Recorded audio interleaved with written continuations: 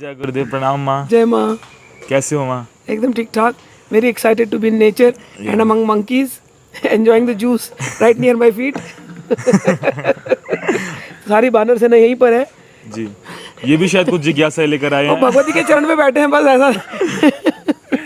चलिए उसकी जिज्ञासा छोड़ दीजिए, अपनी जिज्ञासा करते हैं। आज हम नई जिज्ञासाओं के साथ में अपने परम मित्र को भी अपने साथ लेकर आया बहुत अच्छे। हूँ। वो भी अपनी जिज्ञासा लेकर आए हैं। बहुत अच्छे। बहुत सारी है।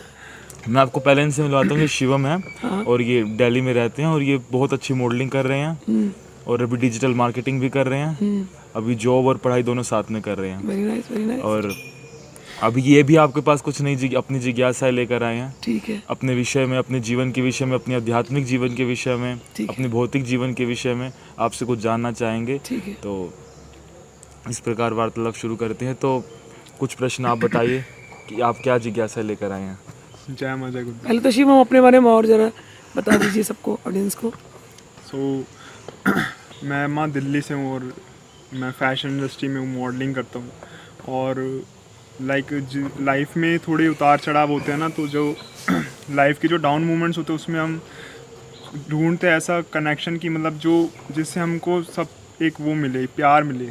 तो उस वक्त इंसान जो होता है वो भगवान की तलाश में लग जाता है। तो मेरी लाइफ में भी ऐसे काफ़ी मोमेंट आए, काफ़ी चीज़ें हुई। तो फिर मैं आपसे जुड़ा, आपके सानिध्य में फिर मैंने आपसे काफ़ी वीडियोस मैंने आपकी देखी, बहुत कुछ सीखने को मिला। काफ़ी जो ज़िंदगी काफ़ी जो वो थे क्वेश्चंस थे, काफ़ी डाउट्स थे, सब क्लियर हुए। तो ऐसे करते करते जैसे अभी भी मेरे को जैसे आजकल की जो जनरेशन है वो उनमें एक होता ना हेट्रेड की भावना क्यों उत्पन्न होती है किसी के प्रति, क्यों वो किसी के वो जेलसी जो होती है क्यों क्रिएट होती है माइंड में। तो आजकल ये बहुत चल रहा है हेट्रेड। सुमा, ऐसा क्यों होता है? तुम्हारे जीवन में ऐसा क्या घटना घटा है, अगर ज़्यादा पर्सनल ना हो, प्राइवेट ना हो, if you feel like sharing, तो कुछ थोड़ा सा। माँ जैसे हम लाइफ में जैसे हम जो सक्सेस के पाथ पे जब हम चलते हैं तो एक होता है ना कि जैसे हमारे जो कॉम्पिटिटर्स होते हैं वो एक आगे बढ़ जाता है, हम नहीं कर पाते। फिर ऐसे जो ये उतार चढ़ाव जो होते हैं, तो उस टाइम पे एक आता है मन में डाउट, ऐसा ना एक जेलसी क्रिएट होती है। तो उस हिसाब से वहाँ कैसे फिर इससे डील कर सकते हैं? हाँ, कंपटीशन इज़ नॉर्मल। ओके। लेकिन कंपटीशन को तुम कंपटीशन जैसा सोच रहे हो, इसलिए तुम्हें तकलीफ हो रही है। कंपटीशन को कंपटीशन जैसा मत सोचो जी। एक व्यक्ति अपने रास्ते पे चल रहा है, तुम अपने रास्ते पे चल रहे हो। It's like driving on the freeway. Freeway में एक गाड़ी अपने स्पीड पे चला रहा है, एक अपने स्पीड पे चला रहा है। अब तुम लोगों कम्पीट करने उससे, लोगों कम्पीट करने कि नहीं मेरे को तो उससे तेज़ी जाना है, वो मुझसे तेज कैसे चला गया, तो बेवकूफ़ी है ना। वो अपने स्पीड पे अपनी जर्नी एंजॉय करो, तुम अपनी स्पीड पे अपनी जर्नी एंजॉय करो। नंबर 1। दूसरा क्या होता है, कॉम्पिटिटर हैं, उनसे हम पिछड़ रहे हैं, ये भावना जो है ये जेलसी की भावना क्रिएट करती है। जी। मैं एक ही चीज़ सिखाती हूँ कि तुम्हारा लक्ष्य क्या है। तुमको सक्सेस चाहिए, you want to go to the finish line, but what is that success for you, that you have to define. समझ में आया? तो सक्सेस तुमको डिफाइन करना है। जो कॉम्पिटिटर है तुम्हारा, उसने अपना सक्सेस डिफाइन किया है, तो वो तो अपना चल रहा है अपने रास्ते पर तुम्हारी प्रॉब्लम क्या हो रही है, या जनरल जो लोग कंपटीशन में आते हैं उनकी बात कर रही हूँ, कि सक्सेस को छोड़ करके वो उस कॉम्पिटिटर पे फोकस करने लग जाते हैं। जी। तो कई बार क्या होता है, तुम बहुत ऊंचे मकाम पे जा सकते हो अगर तुमने अपने फोकस को स्ट्रेट रखा, लेकिन तुम डाइवर्ट करके फोकस उस कॉम्पिटिटर के ऊपर रख रहे हो। वो कॉम्पिटिटर ने अपना शायद छोटा सा ही रखा होगा, बट नाउ सी हाउ तुमने कैसे ही अपना डाउनफॉल अपने को कर दिया। सो मैं एक ही बात सिखाती हूँ कि don't look at the competitors.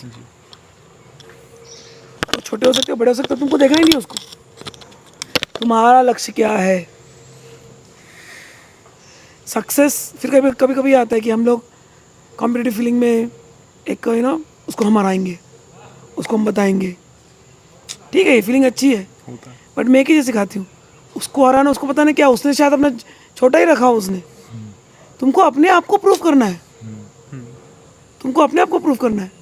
Gym में जाते हैं बहुत लोग, एक्सरसाइज करते हैं, बॉडी बिल्डिंग करते हैं, कोई बहुत अच्छा बॉडी बिल्डिंग कर लेता है, तो उसने उतनी लगन, उसने उसने खान पीन का करना, जो कंट्रोल करना है उसने किया, तो वो अपने सक्सेस पे पहुंचा। अब दूसरा लड़का आ रहा है, अब उसको देख के जेलसी करे कि उससे कुछ सीख ले कि यार इसने कैसे किया।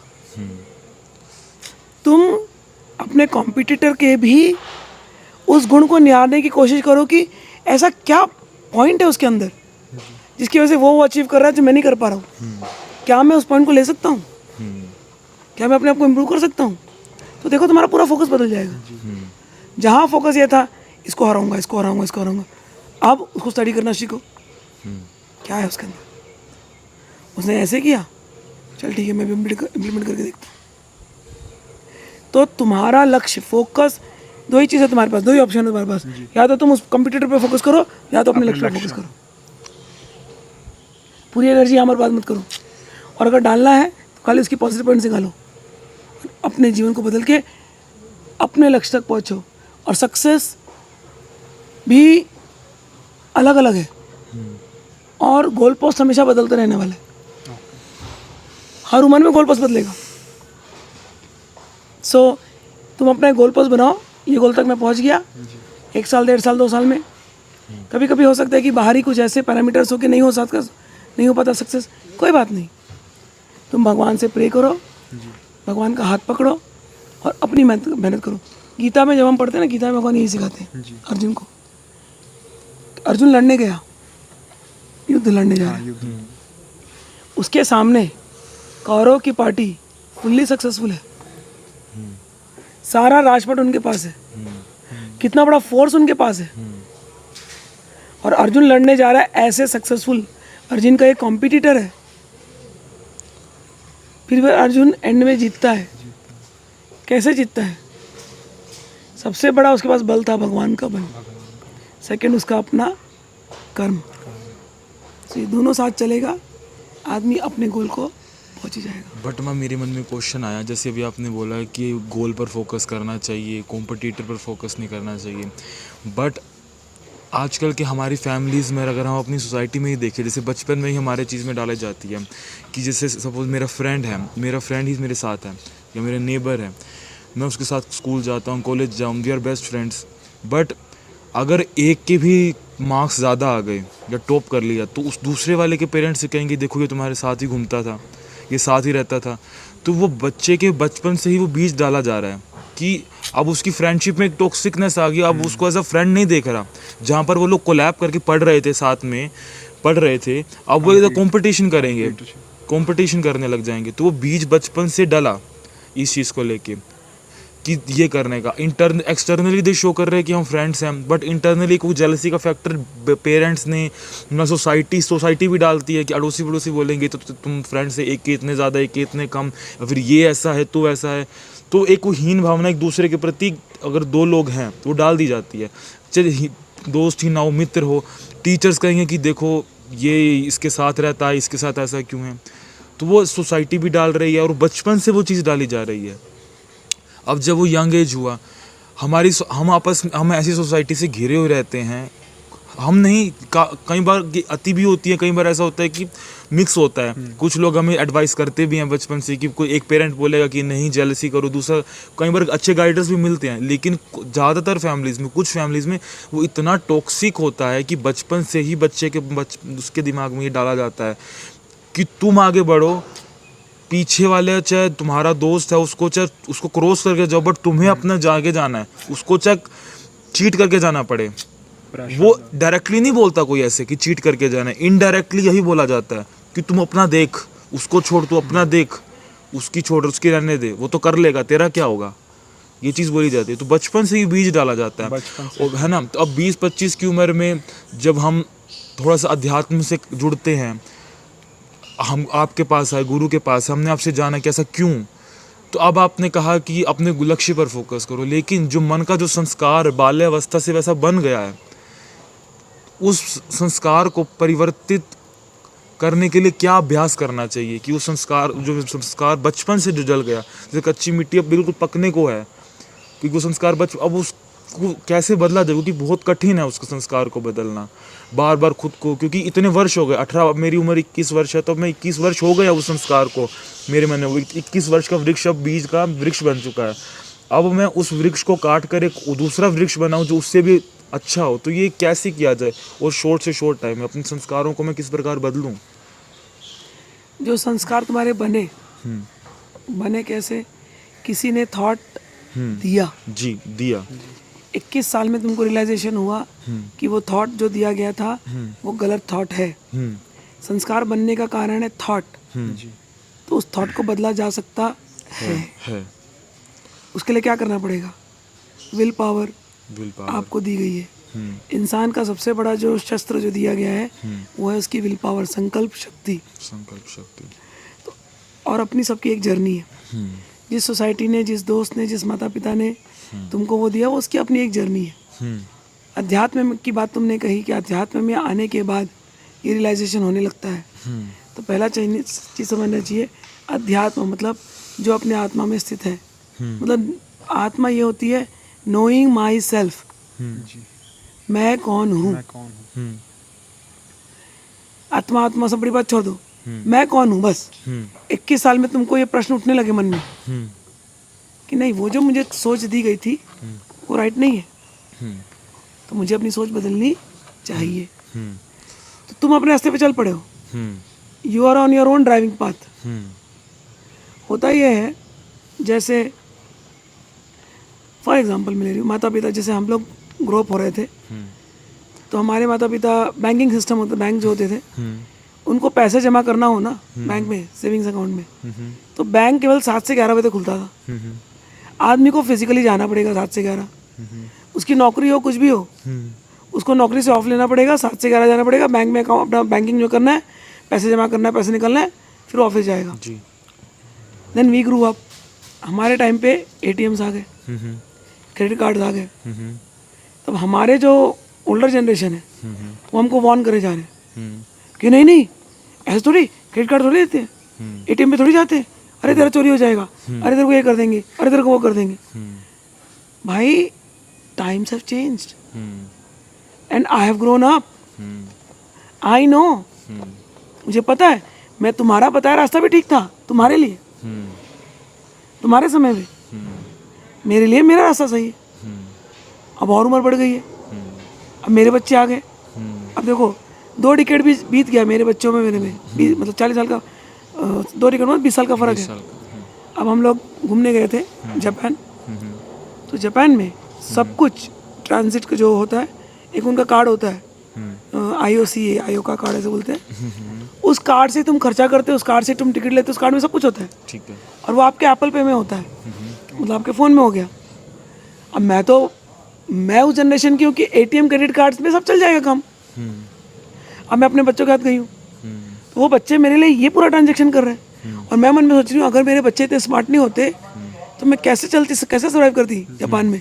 लैंग्वेज बैरियर जापान में, गूगल पे इतना सारा चीज़ आ गया, वॉइस एप्लीकेशन आ गए, तो times have changed, so my children have changed, तो मुझे उसको एक्सेप्ट करना पड़ेगा। तो ग्रोथ भी ऐसे ही आध्यात्मिक, हर व्यक्ति के जीवन में उसका आध्यात्मिक ग्रोथ उसके कंडीशन के हिसाब से हुआ है।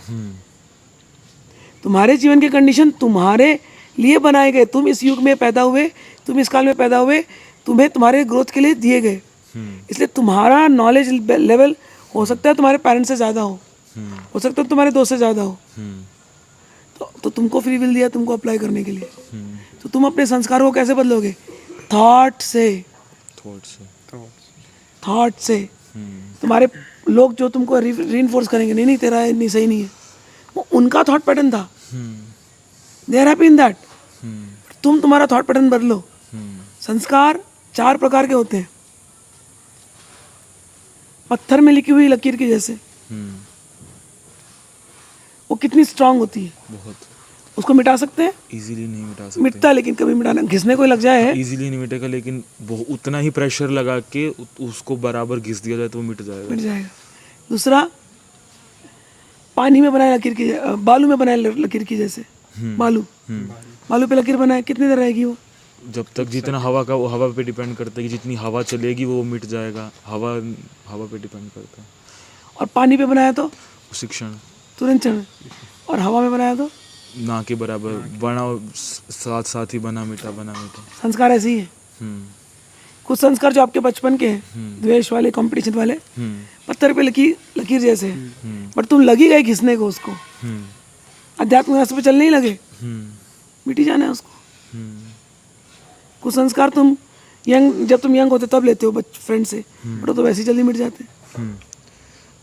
तो ये आपने बोला कि अध्यात्म से जुड़ने से ये जो पूर्व जन्म के संस्कार है मिटते हैं, लेकिन आप यूं देखिए कि अध्यात्म से सो कॉल्ड आध्यात्मिक तो जो पेरेंट्स है वो भी अपने आप को कहते हैं, सोसाइटी भी अपने आप को कहती है, जो नाना प्रकार के व्रत रखती है, नाना प्रकार के पूजाएं रखती हैं, वो भी अपने आप को आध्यात्मिक कहती है। उनके संस्कारों में तो कोई परिवर्तित नहीं आया कि फिर अध्यात्म है क्या, वो कौन सा अध्यात्म फॉलो कर रहे हैं, और योगी जन कौन सा अभ्यास करते हैं जिससे वो अपने संस्कारों को मिटाते हैं। अब इसको तो इसको समझने के लिए पूरी गीता पढ़नी पड़ेगी तुमको पहले। गीता में घुसोगे तो समझ में आएगी।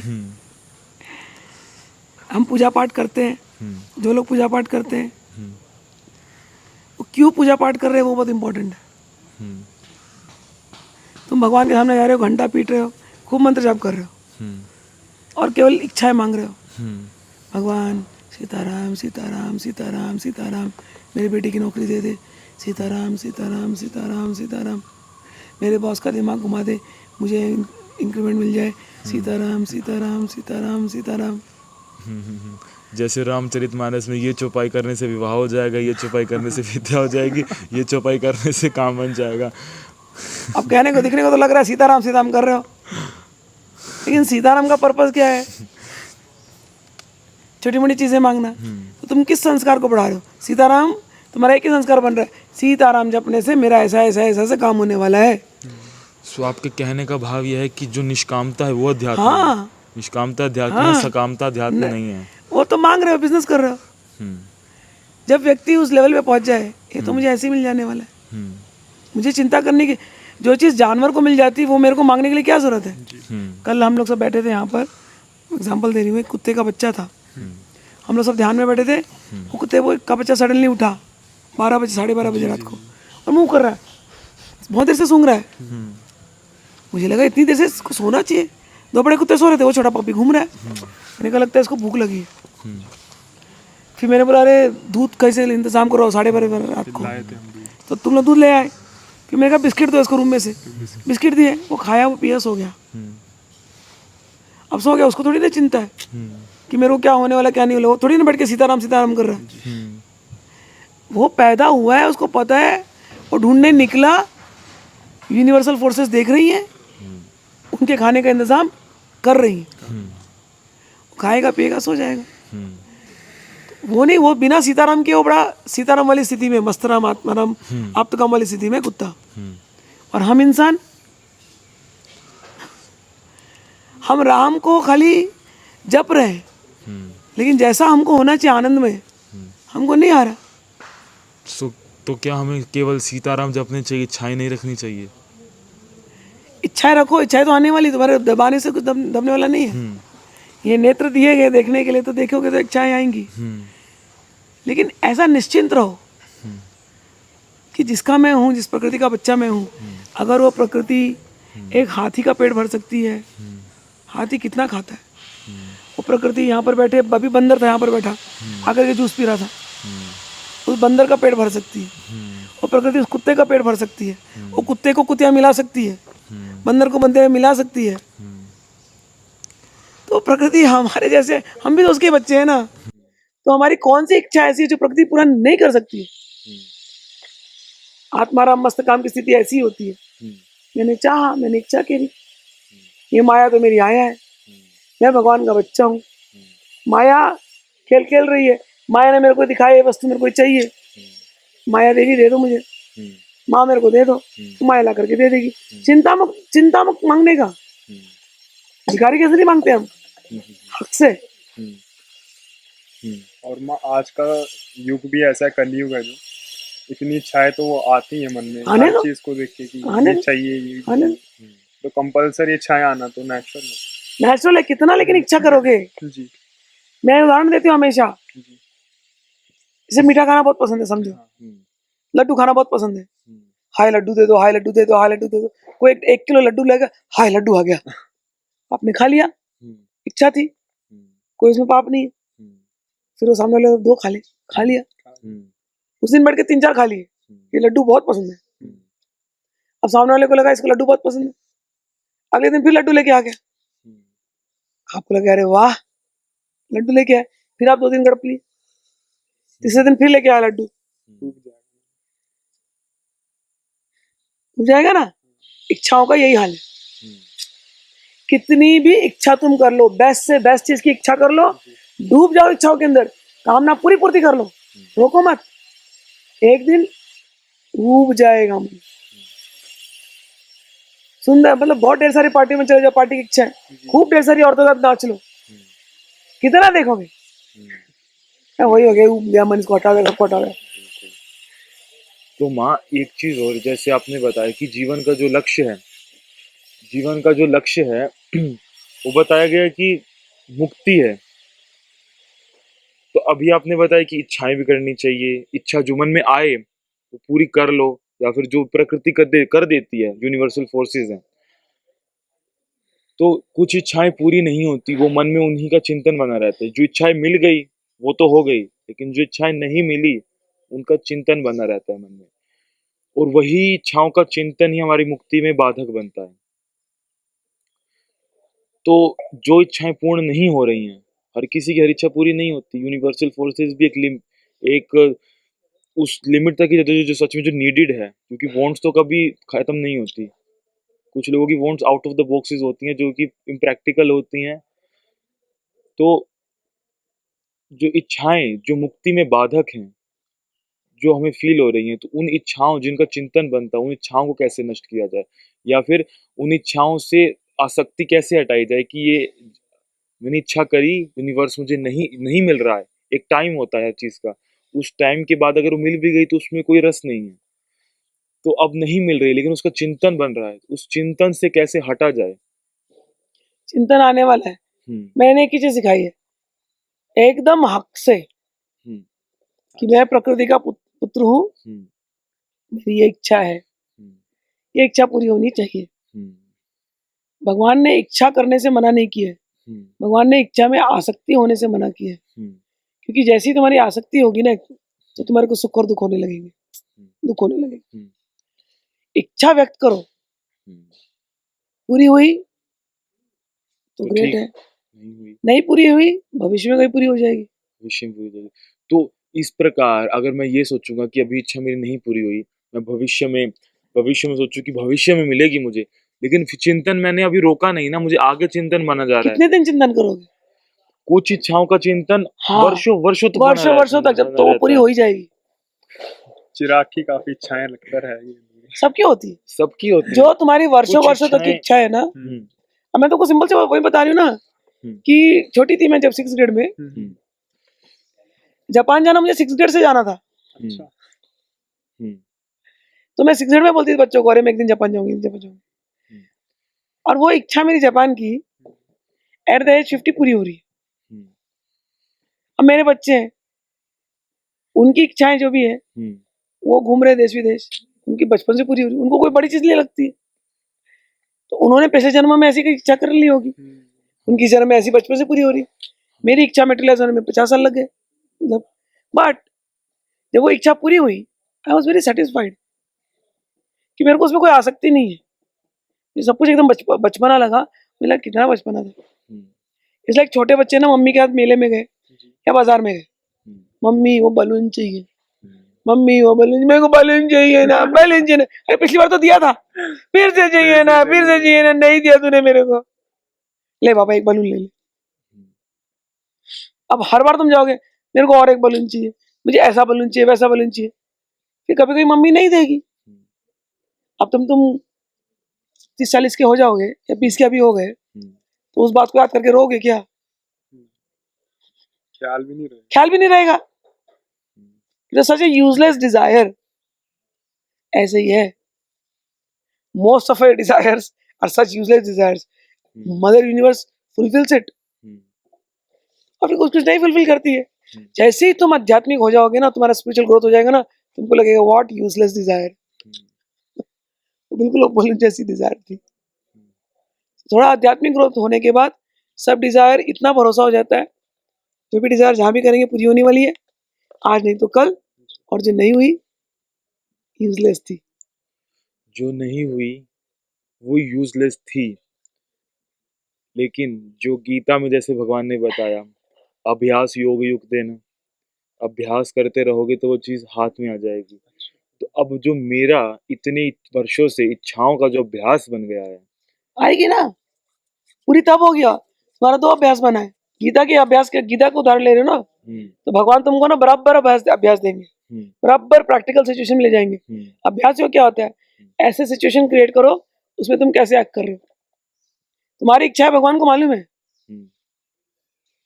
और तुम गीता का कोट कर रहे हो, यानी भगवान को पकड़ के चल रहे हो। भगवान कैसे अभ्यास देंगे, तेरी इच्छा भी पूरी करेंगे और तेरे को अनासक्त कर देंगे, बिल्कुल तो करने वाले। बिल्कुल। सो अभी आपने जैसे बताया मुक्ति के विषय में बताया आपने, अभी इसके अभ्यास के विषय में, तो चलो इच्छाओं से मुक्त हो गए। अब मुक्ति भी कई प्रकार की बताई गई है कि सालोक्य मुक्ति, सारूप्य मुक्ति, सायुज्य मुक्ति, और हर तीन प्रकार के मार्ग हैं, कर्म योग, ज्ञान योग, भक्ति योग।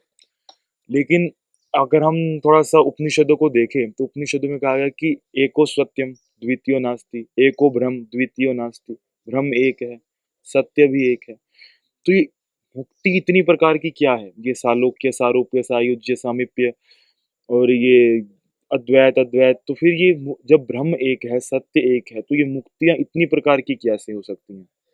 दूध का रंग क्या होता है? सफेद। हमेशा येलो कलर नहीं होता है, अगर डालेंगे तो कुछ होगा। डालते हैं तो बदल जाता है। थोड़ा सा क्रीमिश होता है।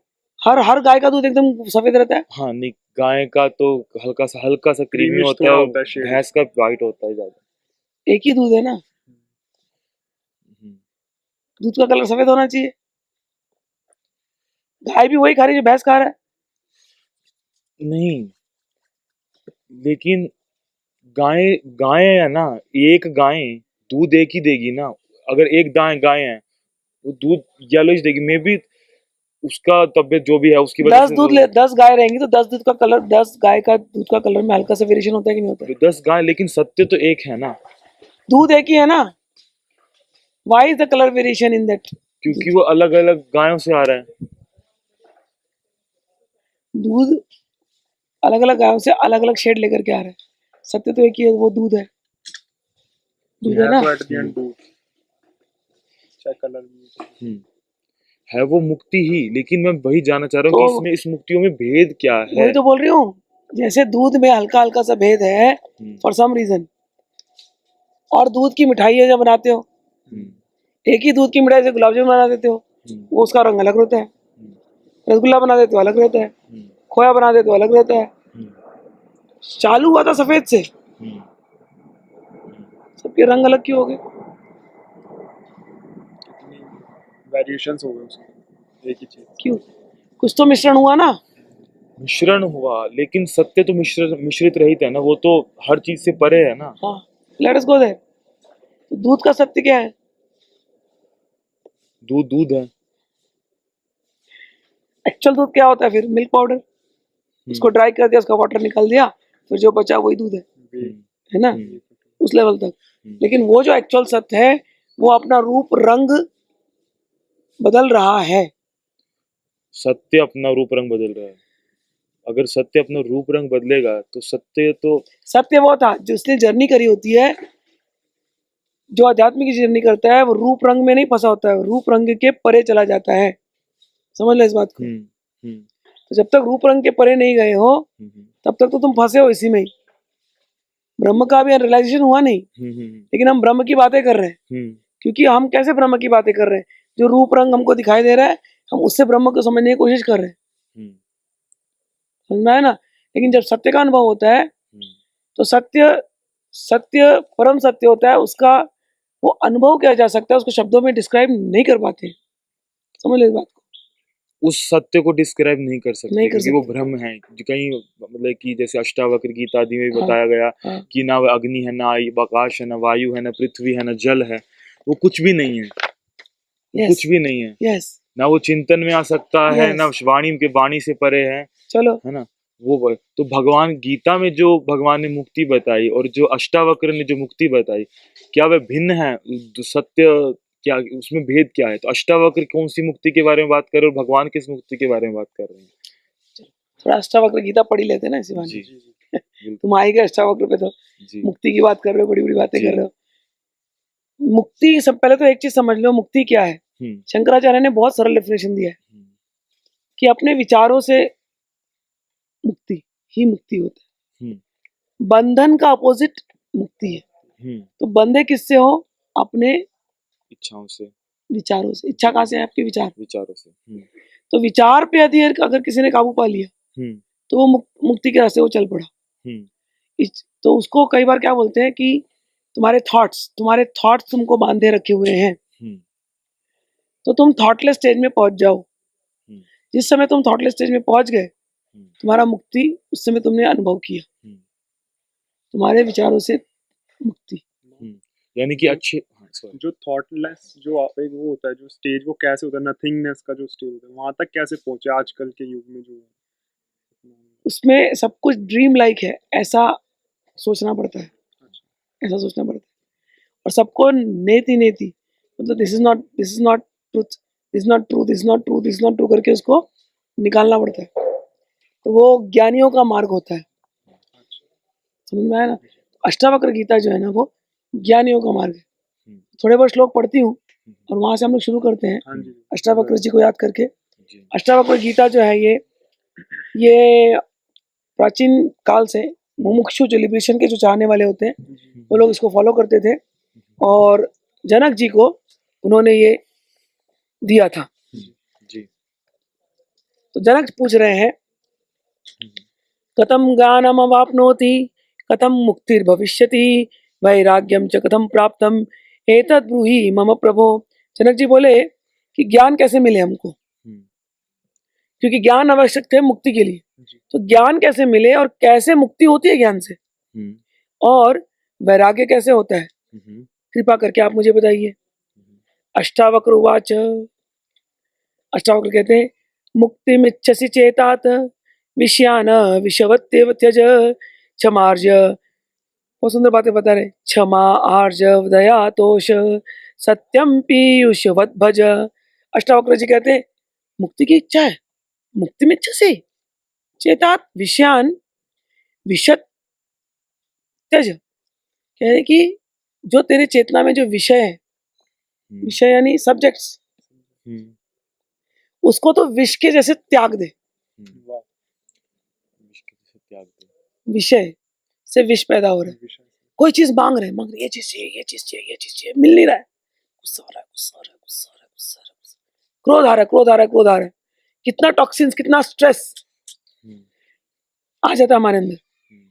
फिर बोलेंगे स्ट्रेस तो है ही जीवन का पार्ट। मनी हमको चाहिए, मनी इज नेसेसरी इविल, चाहिए चाहिए चाहिए। बट पैसा कमाओ, सक्सेस लो, बट विश को भी त्यागना आना चाहिए। तो कह रहे हैं विषयान विशत विषवत त्यज, विश्वत विषय को त्याग दो। और कहते हैं कैसे करोगे, एक सबसे बड़ा शब्द बोला इन्होंने अष्टावक्र ने, जो मैं हमेशा अपने बच्चों को सिखाती हूँ, उसको क्वालिटी डेवलप करनी पड़ेगी उस व्यक्ति को, क्षमा। मैं हमेशा सिखाती हूँ, forgive and forget, even to your enemies, even to your enemies. सबसे पहला जो आध्यात्मिक रास्ते चलते हैं ना, अष्टावक्र ने शुरू ही पहले से किया, पहले सारे विषयों को त्याग दो। और विषय क्या होता है हमारे अंदर, किसी से अनबन हुई है और वो व्यक्ति दिमाग में छाया हुआ है, वो व्यक्ति सामने है नहीं, वो व्यक्ति चला गया, बट हम उसके भूत को, वो विक्रम और बेताल के सब प्रेत को लेके चलते रहते हैं, बोझा। तो यहाँ पर विषय का अर्थात द्वेष है, या फिर द्वेष विषय का और राग, हर दोनों प्रकार, दो ही चीज है। पूरे चीजों को ना राग और द्वेष में बुद्ध भगवान ने ये सिखाया। आप गीता मेरी सुनना चैनल पर जा करके, और छठवां लेक्चर उसका जरूर सुनना। उसमें ध्यान योग की बात करी। जो छठवां अध्याय गीता का है वही अष्टावक्र गीता है, समझ लो। गीता का छठवां अध्याय वही अष्टावक्र गीता है, और वही बुद्ध की फिलॉसफी है। और पूरी बुद्ध की फिलॉसफी में दो ही बात है, राग और द्वेष। तुम्हारे संस्कार बनते किससे? राग और द्वेष से संस्कार बनते हैं। जी। याद करो, संस्कार, हमारा संस्कार से शुरू हुआ था। तो राग क्या होता है? किसी भी चीज के साथ जो चीज हमको अच्छी लगती है, प्रिय वस्तु, प्रिय लोग, प्रिय स्थिति, इससे हमको जो अच्छा लगता है ना, उसको वो राग होता है, अटैचमेंट, कि हमको और चाहिए और चाहिए और चाहिए। और द्वेष क्या होता है? अप्रिय वस्तु, अप्रिय विषय, अप्रिय स्थिति, अप्रिय लोग, ये हमारा द्वेष होता है। अब भगवान बुद्ध ने बहुत अच्छा बता दिया, अष्टावक्र भी वही बात करने वाले हैं। मैंने जैसे इसको अपने जीवन में अप्लाई किया, होता क्या है, किसी ने तुमको बोल दिया you are so nice, so handsome, और मुझे तुम बहुत अच्छे लगते हो, वो बड़े प्यार से आके बोले आई लव यू, फ्लावर दे दिया, आई लव यू। हाँ, कान में मिश्री घोल रहा है वो व्यक्ति, कान में गया, क्या गया? Sound vibration, I love you, टिंग टिंग टिंग टिंग। फिर अब किसी लड़की ने आके बोला, फिर अपना मन अब उस लड़की के बारे में चिंतन कर रहा है, एक लड़की को देखा तो ऐसा लगा, टिंग टिंग, लड़की चली गई बोल के, बट दिमाग के अंदर छाई हुई है।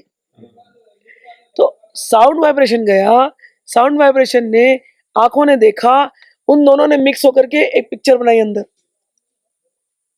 वाह, सो नाइस, मुझे और चाहिए, और मिलना है, काश वो बार बार ये बोले मुझे। ठीक है, फिर जैसे ही वो जाता है ना, तो माइंड है ना हमारा 4 फंक्शन करता है। एक फंक्शन ईयर का था, आइज का था, एक्सटर्नल फंक्शन, इसने देखा, इसने पिक्चर प्रोड्यूस की, बुद्धि ने, इंटेलिजेंस ने उसको देखा, very nice feeling, very nice feeling. वो पूरी पिक्चर देखने के बाद बार बार वो नाइस फीलिंग का पिक्चर देखता है, एक फीलिंग हमारे अंदर क्रिएट होती है कॉन्शियसनेस में। वो फीलिंग क्या करती है, वो अपने अंदर एक 4th कंपार्टमेंट है, जिसको हम सबकॉन्शियस कंपार्टमेंट बोलते हैं, उसमें जाकर के वो बैठ जाती है। Love is a good feeling, I want love, more love from that person who said this. ठीक है, चलो प्यार मेटेरियलाइज हो गया। अब हम सब बने अपने अपने नीचे ना, हम सबका स्वभाव है, फिर प्यार में झगड़े होते हैं।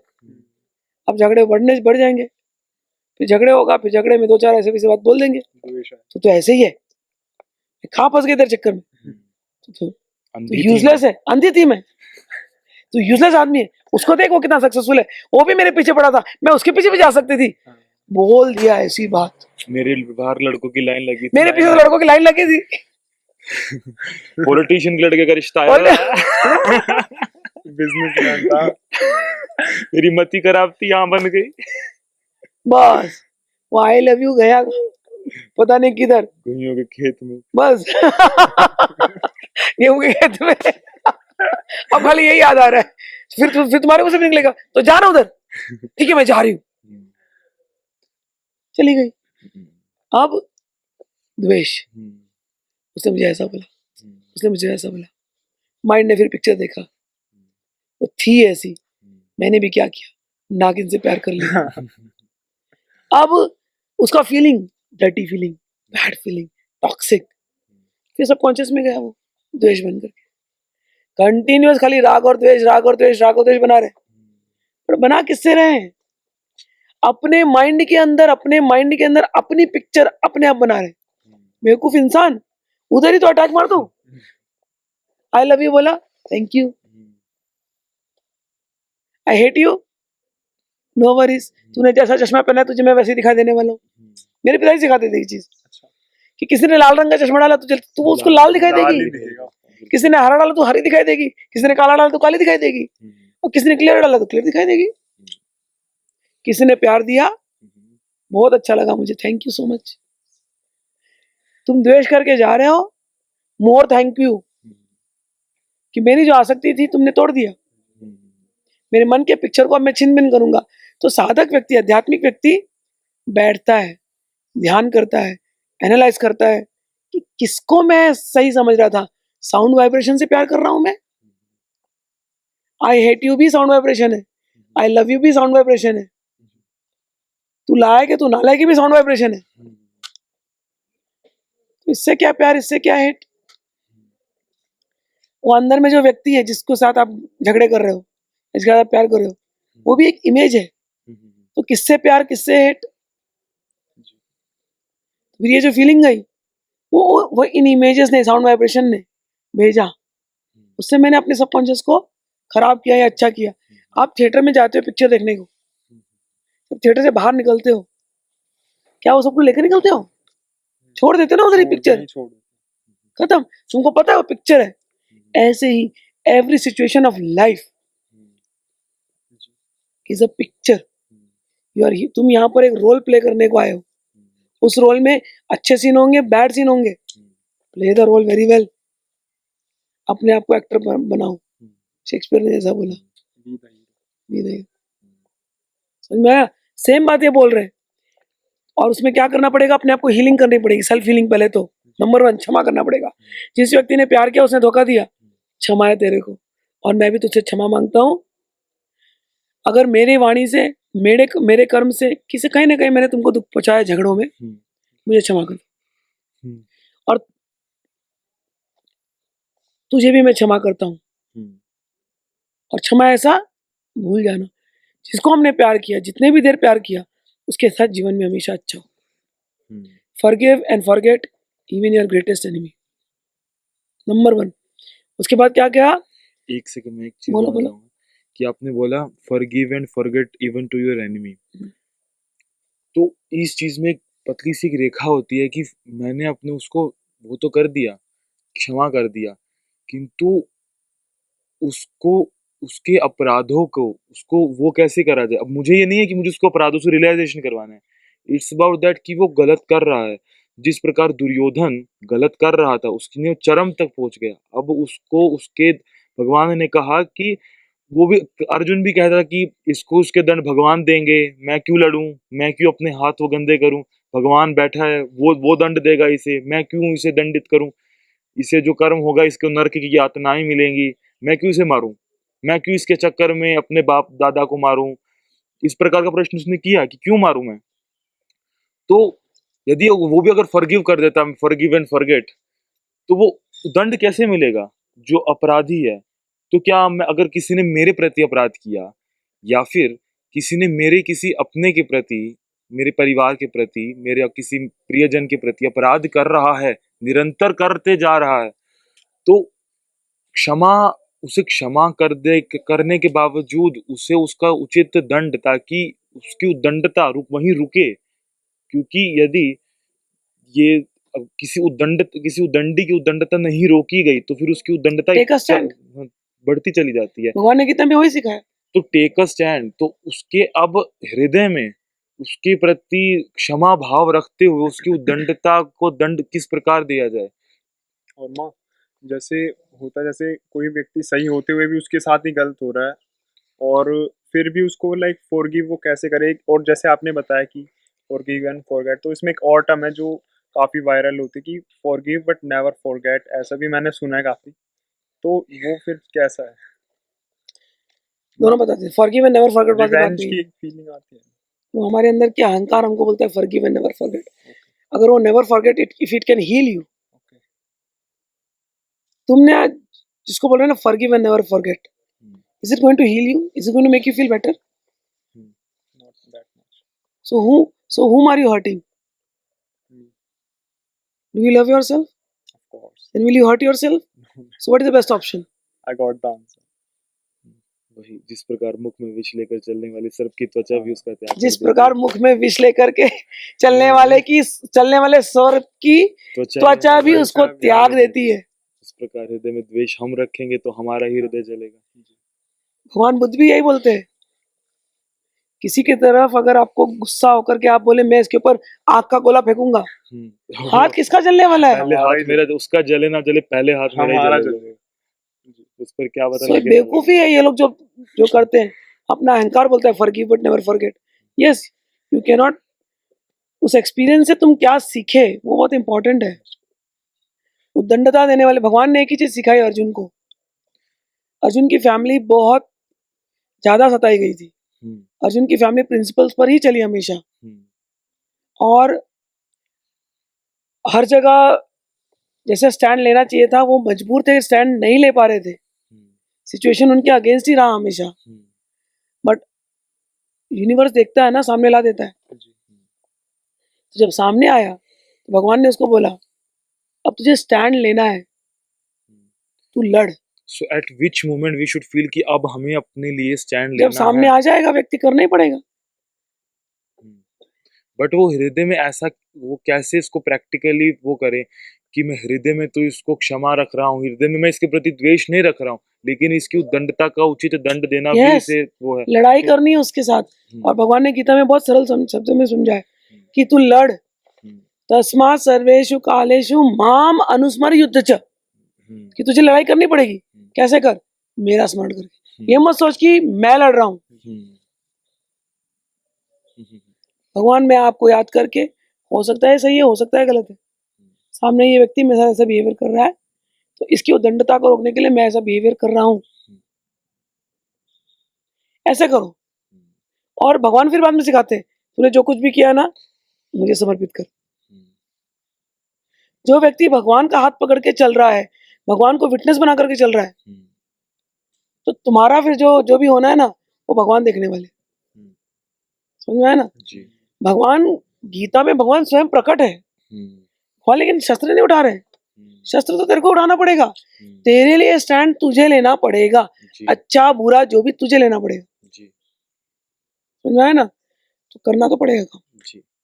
तो ये नहीं भगवान बोलते कि तुम मैट्रेस बन जाओ, माफी, तुमको तुम्हारे घर से कोई निकाल रहा है तो तुम थोड़ी ना निकल जाओ, तेरे को माफ कर दिया जाए तो चले जाओ। नहीं, लड़ो उसको, निकल भाई, तुम मेरा घर ही है, तू बॉर्डर नहीं क्रॉस कर सकता, तो अपने एरिया में रहे, तो मेरे एरिया में कैसे आ रहा है?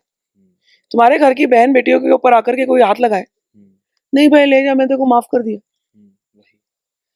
उठाओगे ना भाला, उठाओ, गला काट दो उसका, फिर देखा जाएगा बाद में जो होगा, उसमें कोई पाप नहीं लगा। तुम्हारे पर कोई जानवर अटैक करने को आया, अब नहीं मैं तेरे को माफ कर दिया, नहीं भाई, डंडा लेके मारोगे ना उसको, सेल्फ डिफेंस फर्स्ट, तो उसमें कोई ये रॉन्ग नहीं।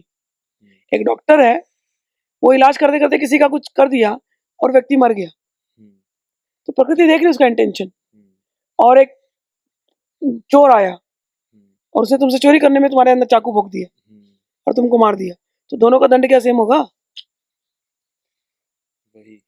लेकिन कुछ एक उदाहरण समाज में दिए जाते हैं जो काफी प्रचलित है, जिस प्रकार की, ऐसी जैसे आपने उदाहरण दिया कि अभी जानवर आए, हम उस पर वापस अटैक करेंगे, लेकिन जैसे एक वो कथा आती है ना, शायद आपने काफी प्रचलित है, सुनी भी होगी कि साधु और वो केकड़े वाली, आपने कथा सुनी होगी कि समुद्र के किनारे साधु गया था, केकड़े ने उसे काटा, वो बार बार काटा। केकड़ा की बात अलग है, केकड़ा बोल रहे, केकड़ा का कि वो साधु कह रहे केकड़े का स्वभाव है कि हाँ, मैं वो करूं, काटेगा, हाँ, लेकिन मैं साधु हूँ तो मेरा स्वभाव हाँ, है क्षमा करना, तो हाँ, उसे क्षमा करो, मैं उसे नहीं मारूंगा। तो दूसरी कहानी भी तो सिखाई है करने वाली, ये कहानी पता है तुमको? जी ये जी। कहानी पता है ना, केकड़े वाली तो पता है। हाँ केकड़ वाली पता है, दूसरी कहानी मेरे पिताजी बोलते थे बताइए। कि एक सांप था, अच्छा। अब सांप का नेचर है डसना, अब वो जब उस जगह से कोई जाता था ना, ये सांप डस लेता था, तो गांव वाले घबरा गए कि अरे बाबा उस जगह से मत जाओ, ये सांप डसने वाला है, एक जहरीला सांप वहां रहता है। तो एक बार नारद जी आए वहां पर, सबने मना किया नारद जी को, मत जाओ मत जाओ। नारद जी बोले कौन है? बोले नहीं सांप है उधर, मत जाओ। नारद जी बोले मैं जाऊंगा, और नारद जी गए नाग के पास, बोले नाग देवता क्यों डस रहे हो सबको, किसी कारणवश तुम इस योनि में आ गए, मत डसो।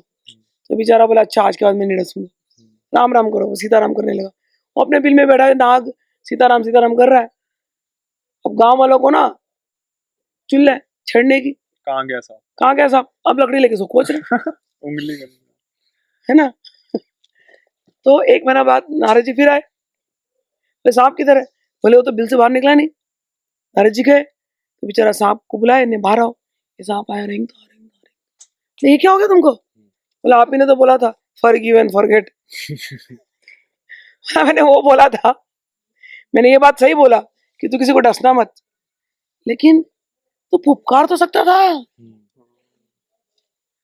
सेल्फ डिफेंस, तो फुफकारना था ना, यही बात है।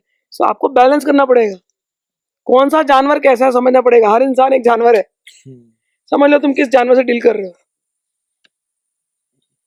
बस सीख जाओगे, ठीक है।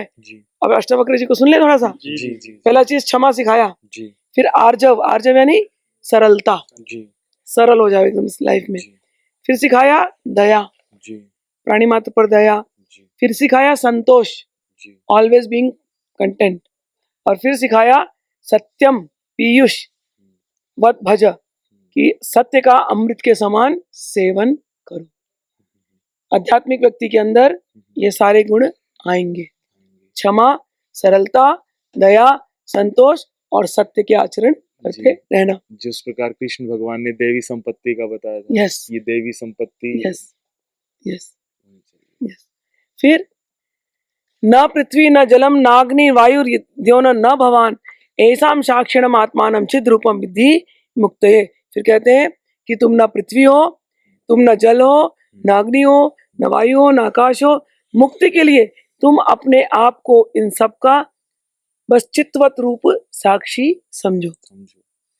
और कहते हैं यदि तुम देह को अलग करके अपने चित्त रूप में शांत होकर के स्थित हो जाओ, तो अभी तत्काल तुम सुखी, शांत एवं बंधन मुक्त हो जाओगे।